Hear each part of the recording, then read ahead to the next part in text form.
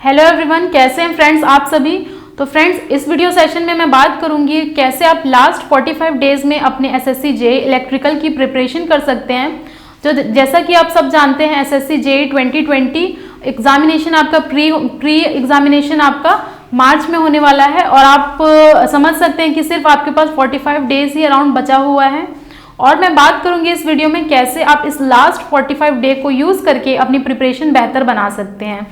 क्योंकि अगर आपने लास्ट का ये मंथ यूज नहीं किया अच्छे तरीके से, तो आप चाहे साल भर पढ़ाई करिए, उसका कोई यूज नहीं आने वाला है, कुछ ना कुछ डेफिनेटली आप भूल जाते हैं। तो फ्रेंड्स, वीडियो स्टार्ट करने के पहले एक छोटा सा इंस्ट्रक्शन देना चाहती हूँ आप लोगों के सामने। एसएससी जेईई का टेस्ट सीरीज अगर अभी तक आपने नहीं लिया है तो आप जरूर परचेज करिए, उसका लिंक मैंने डिस्क्रिप्शन में दे दिया है, प्लीज चेक इट। बहुत ही अच्छा टेस्ट सीरीज डिजाइन किया गया है फ्रेंड्स। उसमें आप एनालिसिस कर सकते हैं कि आपका ओवरऑल रैंक कितना आ रहा है। एसएससी जेईई इलेक्ट्रिकल की मैं बात करूंगी और उसमें आप positive marks, negative marks, score सब आप देख सकते हैं। उसके अकॉर्डिंग आप प्रिपरेशन कर सकते हैं, क्योंकि अगर आपने अभी तक टेस्ट सीरीज नहीं ज्वाइन किया है तो आप नहीं जान पाएंगे कि आपका स्कोर कितना आ रहा है या फिर आपका ओवरऑल एक प्रिपरेशन कैसा है और अदर स्टूडेंट के कंपेयर में। तो यहाँ पर देखिए फ्रेंड्स, हम 5-6 पॉइंटों पे मोस्टली बात करेंगे कैसे कैसे आप अपना प्रिपरेशन कर सकते हैं। तो फ्रेंड्स, मेरा एसएससी जेईई 2018 में ऑल इंडिया रैंक 15 आया है और मुझे CPWD डिपार्टमेंट अलॉट किया गया है। तो फ्रेंड्स, इसी के एक्सपीरियंस से मैं आपसे शेयर कर सकती हूँ कि कैसे आप अपना प्रिपरेशन और बेहतर बना सकते हैं और साथ ही साथ आप अपने वीक पॉइंट को एनालिसिस कर सकते हैं। तो फ्रेंड्स देखिए, अगर आप अच्छा स्कोर करेंगे, इवन मेंस में भी अगर आप अच्छा स्कोर करेंगे तो डेफिनेटली आपको अपना मनचाहा डिपार्टमेंट और रीजन मिलेगा।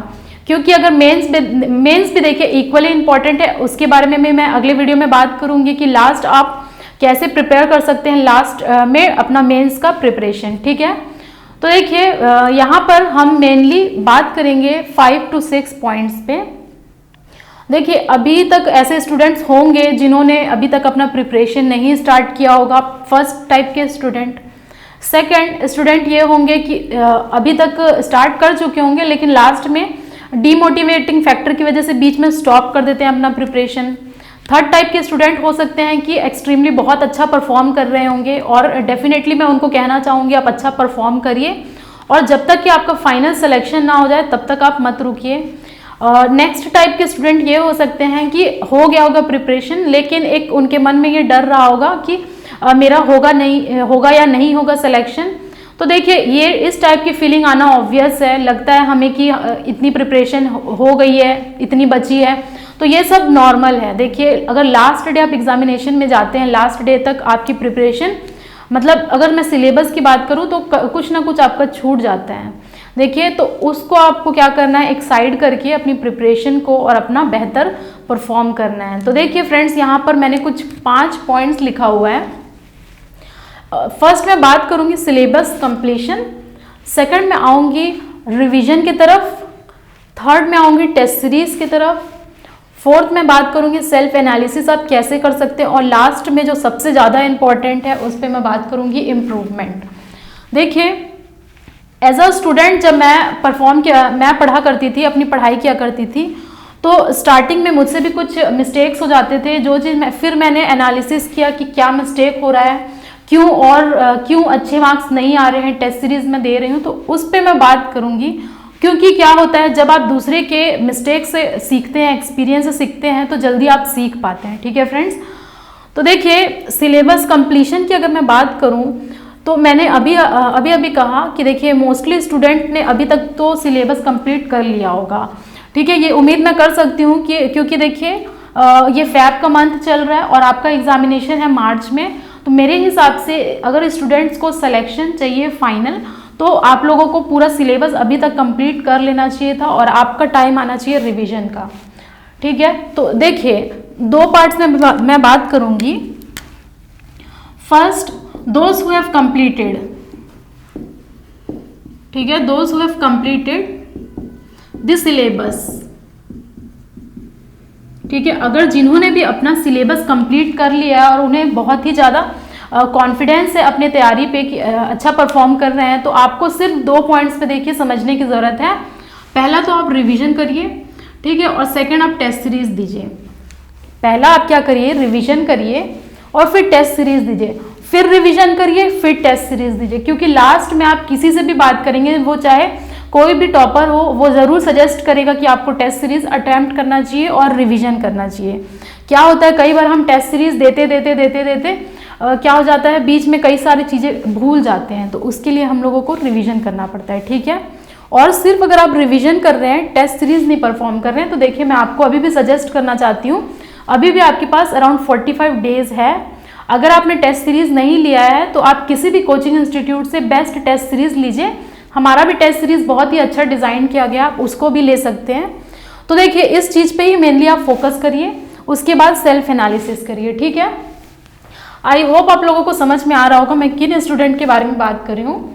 जिन्होंने भी अभी तक अपना सिलेबस कंप्लीट कर लिया अच्छे तरीके से, वो सिर्फ और सिर्फ टेस्ट सीरीज और रिवीजन पे फोकस करिए, ठीक है। ये रिक्वेस्ट समझिए या फिर सजेशन समझिए। अगर लास्ट 45 डेज को आप यूज़ नहीं करते हैं अच्छे तरीके से फ्रेंड्स, तो देखिए हो सकता है आप लोगों का फाइनल्स में नाम ना आए, ठीक है। तो ये समझना है आप लोगों को कि रिवीजन कैसे करना है, ठीक है। तो देखिए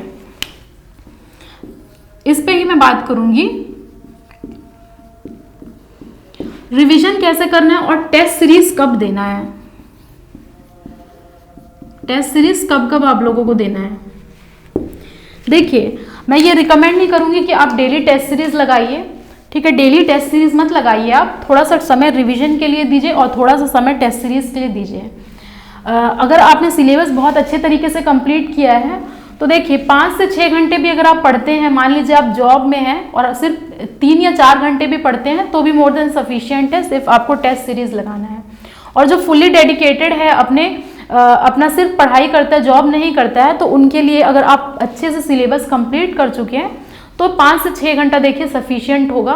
क्योंकि अगर आप दिन भर पढ़ेंगे, सोचेंगे 10 घंटा पढ़ लूँ, तो फिर माइंड सेचुरेट होने लगता है और फिर चीज़ें दिमाग से निकलने लगती है। तो आपको क्या करना है, आप लोगों को करना है टेस्ट सीरीज परफॉर्म। आप ऑल्टरनेट डेज में टेस्ट सीरीज परफॉर्म कर सकते हैं, ठीक है। ऑल्टरनेट डेज में टेस्ट सीरीज परफॉर्म कर सकते हैं या फिर गैप ऑफ 2 to 3 डेज, ठीक है। Gap of 2 to 3 days, daily मत दीजिएगा टेस्ट सीरीज, अदरवाइज बहुत ज़्यादा फिर कंफ्यूजन होने लगता है टेस्ट सीरीज से भी। आप क्या करिए, आज अगर टेस्ट सीरीज फर्स्ट अटेम्प्ट कर रहे हैं तो आप उसको फिर 2 दिन बाद एक नया टेस्ट सीरीज अटेम्प्ट करिए, या फिर आपको बहुत ज़्यादा अच्छे से समझ में आता है सब कुछ, सिलेबस आपने बहुत अच्छे से कवर किया है, तो आप फिर ऑल्टरनेट डेज में टेस्ट सीरीज लगाना शुरू करिए, ठीक है। और रिवीजन आपको कैसे करना है, आपको रिवीजन हर एक सब्जेक्ट का करना है। देखिए डेली रिवीजन करना पॉसिबल नहीं है, डेली रिवीजन नहीं कर सकते हैं आप, तो आप क्या करिए, इसे भी एक टारगेट ले लीजिए। मान लीजिए आज मंडे है, मंडे को आपने टेस्ट सीरीज लगाया, फिर आप क्या करिए, वेडनेसडे को एक टेस्ट सीरीज लगा लीजिए, उसके बाद आप फ्राइडे को टेस्ट सीरीज लगा लीजिए, ठीक है। और अगर स्टूडेंट्स लोगों को डर लगता है तो मैं फिर स्टार्टिंग में कहूँगी सिर्फ आप वीक में एक बार टेस्ट सीरीज जरूर दीजिए। लेकिन रिवीजन आपको क्या करना है, सब्जेक्ट का रिवीजन करिए आप लोग, ठीक है। जो भी आपका नोट्स होगा, आपने अभी तक नोट्स जरूर पढ़ा होगा, नोट्स बनाया होगा, कंप्लीट किए हैं तो डेफिनेटली आपने नोट्स बनाया है। नोट्स बनाने के बाद आपको क्या करना है, रिवीजन करना है, सब्जेक्ट टू सब्जेक्ट रिवीजन करते हुए चलिए, ठीक है। और शॉर्ट नोट अगर आपने बना करके रखा हुआ है तो बहुत ही अच्छी बात है, सिर्फ आप उसको भी रिवाइज कर सकते हैं। और अगर आपने नहीं बनाया है तो जब आप रिवीजन करेंगे फ्रेंड्स, तो देखिए उस समय में आप क्या कर सकते हैं, आपका शॉर्ट नोट फॉर्मूला और इम्पॉर्टेंट नोट पॉइंट का आप नोट्स बना सकते हैं, ठीक है, जिसे हम बोलते हैं माइक्रो नोट्स जनरली। उसके बाद आप क्या करिए, रिवीजन करिए, फिर टेस्ट सीरीज दीजिए।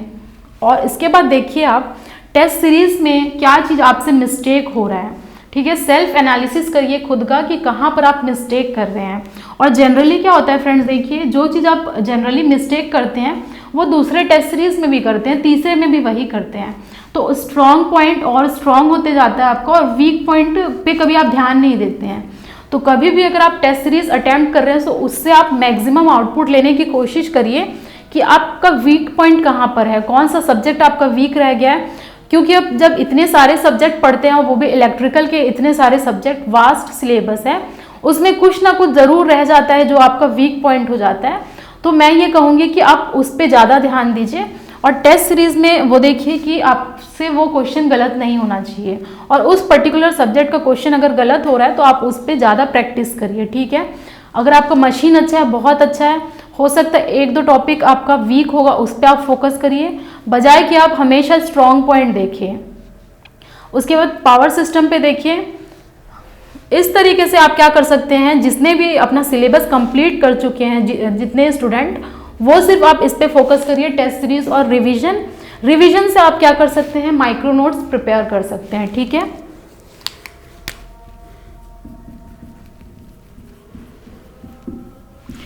जब मैं स्टूडेंट थी, जब मैं प्रिपरेशन कर रही थी, तो मैं भी स्टार्टिंग में ऐसे ही करती थी। सब्जेक्ट मैंने कंप्लीट कर लिया था अच्छे तरीके से, उसके बाद मैं सिर्फ रिवीजन और टेस्ट सीरीज पे फोकस क्या करती थी, ठीक है। टेस्ट सीरीज और रिवीजन, टेस्ट सीरीज रिवीजन, यही दो मेन पॉइंट है और डिसाइडिंग फैक्टर आपका सिलेक्शन होगा या नहीं होगा, क्योंकि आप कितना भी पढ़ के चले जाइए, टेस्ट सीरीज अगर आप अटेम्प्ट नहीं किए हैं तो आप लोगों को वो एनवायरनमेंट नहीं मिल पाएगा जो एक्चुअल एनवायरनमेंट होता है एग्जाम के लिए। तो ये चीज़ आपको थोड़ी सी ध्यान रखना है। और देखिए टेस्ट सीरीज अब कैसे आपको अटेम्प्ट करना है, ये देखिए। देखिए एग्ज़ाम जो है वो 2 स्लॉट्स में होता है, 10 बजे से लेके और फिर शायद 2 बजे का स्लॉट होता है, तो मॉर्निंग और आफ्टरनून का स्लॉट होता है। तो टेस्ट सीरीज आप उसी टाइम में दीजिए जो आपका मेन एक्चुअल टाइम है। मान लीजिए अगर 10 बजे से 12 बजे तक का स्लॉट है, तो एक टेस्ट सीरीज आप क्या करिए, मंडे को इस टाइमिंग में लगाइए और वेडनेसडे को आप क्या करिए, आफ्टरनून में लगाइए, ठीक है। समझ रहे हैं मेरी बात। इससे क्या होगा, जब आपका एडमिट कार्ड आएगा तो उसमें आपको तो पहले से नहीं पता है मॉर्निंग स्लॉट मिलेगा या आफ्टरनून स्लॉट मिलेगा, तो इसमें आप क्या कर सकते हैं, आप दोनों से ही फेमिलियर हो सकते हैं। क्योंकि कई बार हम लोगों को आता है, सिर्फ हम लोगों को ये कंफर्ट लगता है कि हम मॉर्निंग में ही टेस्ट सीरीज दें, और कई स्टूडेंट्स को लगता है आफ्टरनून में दें। तो ये दो चीज़ आपको मैनेज करनी है, ठीक है। मैंने भी ऐसा ही किया था। स्टार्टिंग में मैं क्या करती थी, पहले मॉर्निंग आफ्टरनून, उसके बाद जब मेरा एडमिट कार्ड आ गया था, तब जितने भी टेस्ट सीरीज मेरे बचे हुए थे, मैं उस टाइम के अकॉर्डिंग अपना टेस्ट सीरीज दिया करती थी। तो ये बेस्ट तरीका होता है, देखिए, आपको सेल्फ इम्प्रूवमेंट करने का, सेल्फ एनालिसिस करने का। इससे क्या होता है, आप फिर आपका माइंड सेट रहेगा। अगर आपका एडमिट कार्ड में मॉर्निंग का सेशन है तो आप उससे फैमिलियर हो जाएंगे, अगर आफ्टरनून में तो आफ्टरनून में फैमिलियर हो जाएंगे। तो इस तरीके से आप टेस्ट सीरीज दीजिए, रिविजन करिए, माइक्रो नोट्स बनाइए, ठीक है। और जब एडमिट कार्ड आ जाएगा आप लोगों का, तब जब आप टेस्ट सीरीज देंगे, उसमें आपको पूरी नोट्स पढ़ने की जरूरत नहीं है, सिर्फ माइक्रो नोट्स आप पढ़ के जाइए। इस तरीके से प्रिपरेशन होती है, ठीक है। तो यहाँ से यहाँ तक देखिए, मैं बात कर रही थी those student who have already completed there syllabus. Next मैं बात करूंगी कि जिन्होंने अभी तक अपना सिलेबस कंप्लीट नहीं किया है, उनको अभी क्या करना चाहिए, ठीक है। तो डोंट डू दिस मिस्टेक्स। क्या क्या मिस्टेक आपको नहीं करनी है,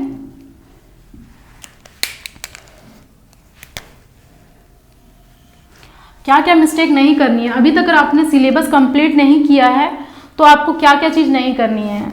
देखिए, सबसे पहले तो फर्स्ट, अगर आपने सिलेबस नहीं कंप्लीट किया और आपको डर लग रहा है बुक पढ़ने से, तो आपको कोई भी बुक, अभी नया बुक नहीं स्टार्ट करना चाहिए। तो डोंट टच एनी बुक, ठीक है। Don't touch any book. कोई भी अगर आप बुक स्टार्ट करते हैं तो डेफिनेटली आप उसको कंप्लीट नहीं कर पाएंगे, इवन नोट्स भी आप प्रिपेयर नहीं कर पाएंगे। तो नया बुक बिल्कुल मत उठाइए, मैं नहीं सजेस्ट करूंगी, क्योंकि क्या होता है, मोटिवेट हो करके फिर बुक पढ़ना शुरू करते हैं, फिर लास्ट में फिर ये भी सब्जेक्ट कर लेते हैं, वो भी सब्जेक्ट कर लेते हैं। तो आप ये सब चीज़ मत करिए। सिर्फ आपको क्या करना है, मेन जो सब्जेक्ट्स है, जैसे मशीन है, बेसिक्स आपका है, बेसिक कंसेप्ट, ठीक है। बेसिक कंसेप्ट हो गया, सर्किट थ्योरी हो गया, मैग्नेटिक सर्किट हो गया और मशीन पावर सिस्टम, ठीक है। मेजरमेंट का भी कुछ पोर्शन आप मेनली कर लीजिए। तो और यूटिलाइजेशन पार्ट आप छोड़ सकते हैं। देखिए, एस्टिमेशन, कॉस्टिंग आप छोड़ सकते हैं, और बेसिक इलेक्ट्रॉनिक्स अगर आप नहीं पढ़ना चाहते तो छोड़ सकते हैं। अगर आप देखिए नॉन टेक्निकल और टेक्निकल आपका दोनों ठीक ठाक रहेगा तो ओवरऑल स्कोर आपके अच्छे हो जाएंगे। अगर जिन्होंने अभी तक अपना सिलेबस नहीं कंप्लीट किया है तो प्लीज़ कोई बुक आप टच मत करिए।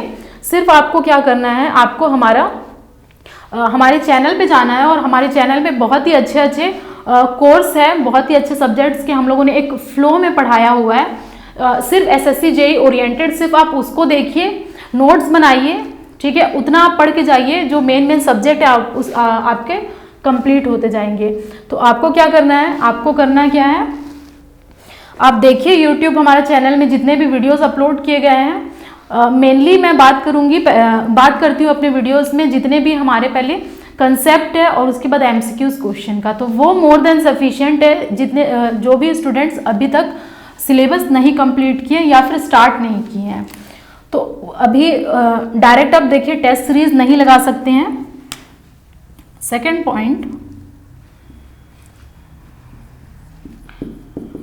Don't try the test series, ठीक है, don't try this test series blindly. आप ब्लाइंडली ये सोचेंगे कि सिर्फ मैं टेस्ट सीरीज लगा लेता हूँ या लगा लेती हूँ, तो उसमें क्या होगा, आपको नए क्वेश्चन देखने को मिलेंगे, नए कंसेप्ट देखने को मिलेंगे, और आप ये सोचेंगे कि अब तो कुछ नहीं हो सकता, अब छोड़ देना चाहिए। तो आप क्या करिए, एक एक हफ्ते लेकर के चलिए, अभी भी आपके पास बहुत टाइम है। 1 वीक लीजिए, 1 वीक में एक टारगेट रखिए अपना कि ये सब्जेक्ट मुझे इस टाइम ड्यूरेशन में कंप्लीट करना है, और that's my target for 1 week, ठीक है। 1 वीक के लिए आपका टारगेट होगा कि आपको सपोज मशीन ख़त्म करना है। बहुत ही अच्छे तरीके से पढ़ाया गया है, मेरा खुद वीडियो लेक्चर है, अगर आपने नहीं देखा है तो मैं ज़रूर रिकमेंड करूँगी कि आप वीडियो देखिए, उससे सिर्फ आप पढ़िए, डेफिनेटली आपको बहुत ही ज़्यादा फ़ायदा मिलेगा। और मैं ये वीडियो इसलिए कर रही हूँ, देखिए कि ऑलरेडी मेरा सिलेक्शन हो चुका है, तो मैं आपको कितने अच्छे तरीके से समझा पाऊंगी, कितने अच्छे तरीके से मोटिवेट कर पाऊंगी, तो ये मेरे लिए भी अच्छा होगा, आप लोगों के लिए तो अच्छा होगा ही, ठीक है। तो इसीलिए आप क्या करिए, ब्लाइंडली टेस्ट सीरीज मत लीजिए, आप सबसे पहले थोड़ा सा कंप्लीट करने के ऊपर ध्यान दीजिए, कैसे आप अपना सिलेबस को कंप्लीट कर सकते हैं। उसके बाद आप क्या करिए, 1 वीक का टारगेट रखिए, ठीक है। ये फर्स्ट वीक चल रहा है फैब का, तो आपको क्या करना है, फर्स्ट वीक में कोई भी सब्जेक्ट, मैं सिर्फ एग्जांपल दे रही हूँ मशीन का, उसमें आपको ख़त्म करना है। उसके बाद आपको सब्जेक्ट वाइज टेस्ट देना है, ठीक है। नोट पॉइंट ये लिख दे रही हूँ मैं आप लोगों के लिए कि सब्जेक्ट वाइज टेस्ट जरूर दीजिए। अब उसके बाद आपको फिर इम्प्रूवमेंट मिलेगा। इम्प्रूवमेंट ये मिलेगा कि आप लोगों को पता चलेगा आपका वीक पॉइंट क्या है, उस पर आप फिर फोकस कर सकते हैं, ठीक है। तो ये चीज़ आपको करना है। और आपको एक और चीज़ ये करना है कि आप शॉर्ट नोट भी वीडियो लेक्चर से ही देख के बनाएं, अलग से फिर आप बनाएंगे तो बहुत टाइम आपका नुकसान होगा। मैं इंपॉर्टेंट पॉइंट बता दी हूँ कि ये इंपॉर्टेंट है। आप एक पेज लीजिए और उसमें माइक्रो नोट्स आप उसी टाइम पे बनाइए, ताकि आपको रिवीजन करने में आसानी होगी। क्योंकि देखिए अभी आपके पास इतना टाइम नहीं है कि आप एक बार पूरा वीडियो लेक्चर देखें, फिर एक बार नोट्स बनाएं और फिर एक बार माइक्रो नोट्स बनाएं। फर्स्ट टाइम में आपको बेस्ट परफॉर्म करना है, क्योंकि देखिए जब हम आईएएस का प्रिपरेशन करते थे और मेरा क्वालिफाई भी हुआ है आईएएस का प्री, तो वहाँ पर doing the first thing right, first time में आपको बहुत अच्छा परफॉर्म करना है, ऐसा होता है। तो इसीलिए आप सब्जेक्ट वाइज टेस्ट दीजिए। फिर आपको क्या करना है, सेकेंड वीक के लिए दूसरा सब्जेक्ट का टारगेट रखना है, फिर सब्जेक्ट वाइज टेस्ट देना है, उसका एनालिसिस करना है। सिमिलरली आप ऐसे मेन सब्जेक्ट जो है उसको कंप्लीट कर लीजिए। उसके बाद फुल मॉक टेस्ट लगाइए, देखिएगा डेफिनेटली मैं ये कहूँगी आपका इम्प्रूवमेंट जरूर दिखाई देगा आप लोगों को खुद। तो ये देखिए ये सब्जेक्ट कंप्लीशन की तरफ मैं कुछ बात किया मैंने। रिवीजन मैंने बताया हुआ है, रिवीजन आपको कैसे करना है।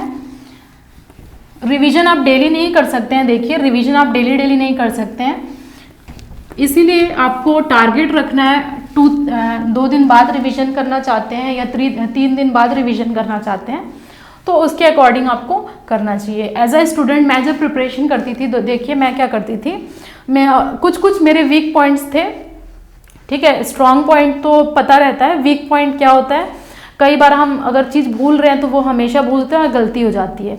तो मैं क्या करती थी, टेस्ट सीरीज के बाद मेरे से जितने भी क्वेश्चन गलत होते थे उसको मैंने पेज में लिख लिया करती थी। और डेफिनेटली आप ये देखेंगे कि जितने भी टॉपर्स रहे हैं वो यही काम करते थे कि टेस्ट सीरीज सॉल्व किए, अटैम्प्ट किए, उसके बाद 5 या 6 क्वेश्चन अगर उनके गलत है तो उसको मैं कॉपी में नोट डाउन कर लिया करती थी, ठीक है। तो यही चीज़ अगर आप करते हैं तो डेफिनेटली आपका सिलेक्शन होगा, और सब करते हैं इसीलिए मैं बोल रही हूँ टेस्ट सीरीज दीजिए।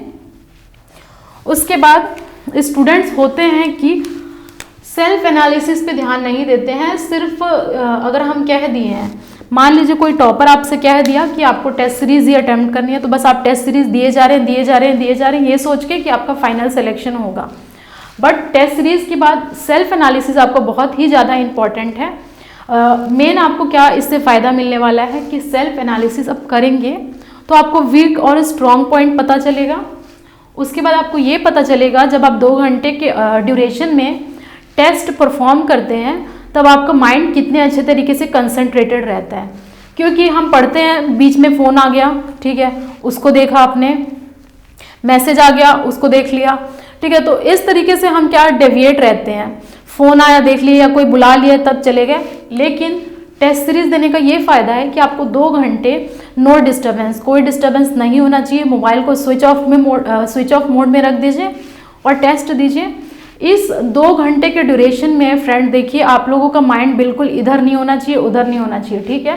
किसका फ़ोन आ रहा है, किसका मैसेज आ रहा है, कुछ नहीं। टेस्ट दीजिए, उसके बाद 1 आध घंटे का आप रेस्ट ले लीजिए, ठीक है। क्योंकि तुरंत अगर आप एनालिसिस करते हैं तो माइंड में बहुत सारी चीज़ें रहती है, गड़बड़ हो जाता है।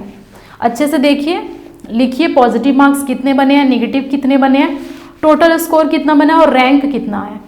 अगर मान लीजिए बाय द वे अगर नहीं अच्छा आया आपका तो डीमोटिवेटेड होने का बिल्कुल ज़रूरत नहीं है आप लोगों को।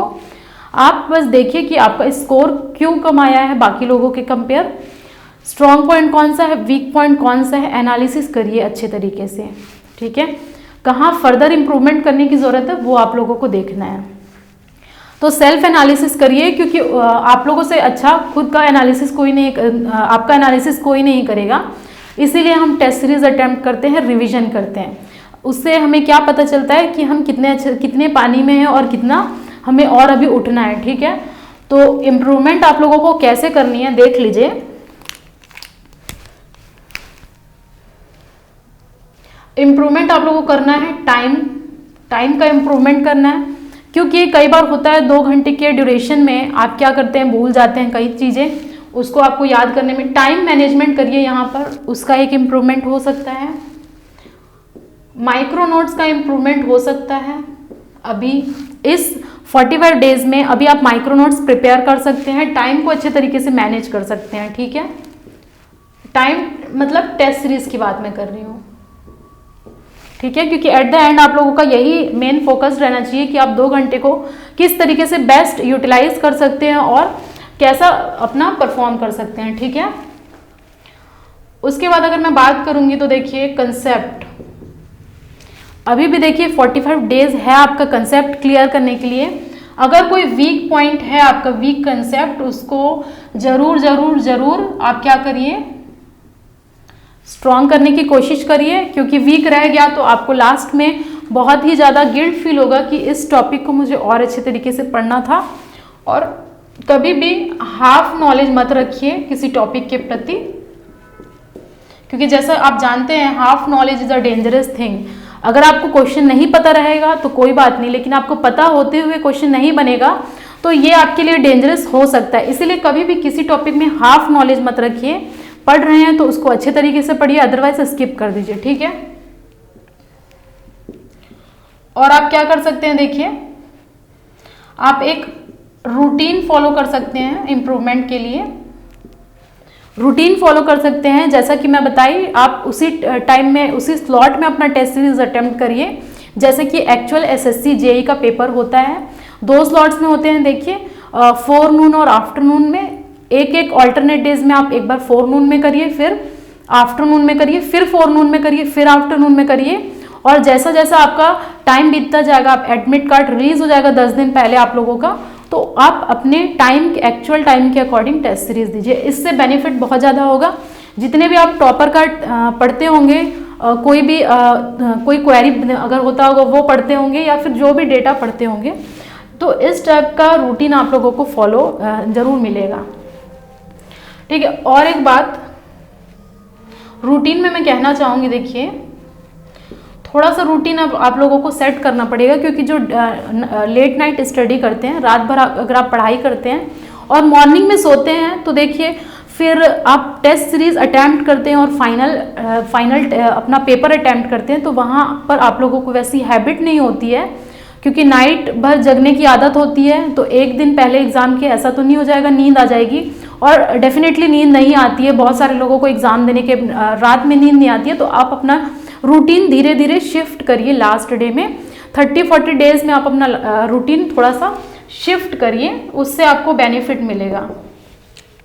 ठीक है, तो ये सब होती है छोटी छोटी चीज़ें, बट आपके फाइनल सिलेक्शन में बहुत ज़्यादा इंपॉर्टेंट होता है। देखिए, और एक बात, कैसे टेस्ट सीरीज आपको अटैम्प्ट करना चाहिए, यानी कि किस सीक्वेंस में आप लोगों को टेस्ट सीरीज अटैम्प्ट करना चाहिए, नॉन टेक्निकल पहले करना चाहिए या टेक्निकल पहले करना चाहिए, कैसा पूरा रूटीन होना चाहिए टेस्ट सीरीज अटैम्प्ट करने का, उस पर भी मैं बात करूंगी हमारे आने वाली वीडियो में। आई होप आप लोगों को अच्छे तरीके से समझ में आया होगा। अगर मुझे कुछ इंपॉर्टेंट पॉइंट और लगेगा तो वो भी मैं आपसे डिस्कस करूंगी। ठीक है फ्रेंड, तो अगर आप लोगों को लगता है कि आपको और कुछ चीज़ की रिक्वायरमेंट है तो आप कमेंट कर दीजिए ज़रूर। अगर मेरे पास टाइम होगा तो मैं आपके कमेंट्स पढ़ के रिप्लाई करने की कोशिश करूंगी, ताकि आप लोगों को और मोटिवेशन मिले। तो फ्रेंड्स, बहुत अच्छे तरीके से प्रिपरेशन करिए। मैं wish you all the best कहना चाहूँगी। मिलते हैं हमारे नेक्स्ट वीडियो में friends. Thank you very much.